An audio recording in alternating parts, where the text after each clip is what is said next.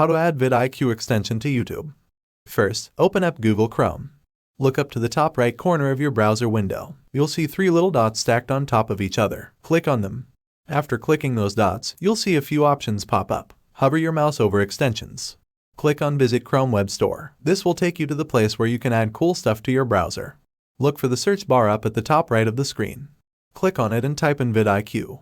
Now, scroll through the results until you see VidIQ Vision for YouTube. It should have a blue icon with VidIQ written on it.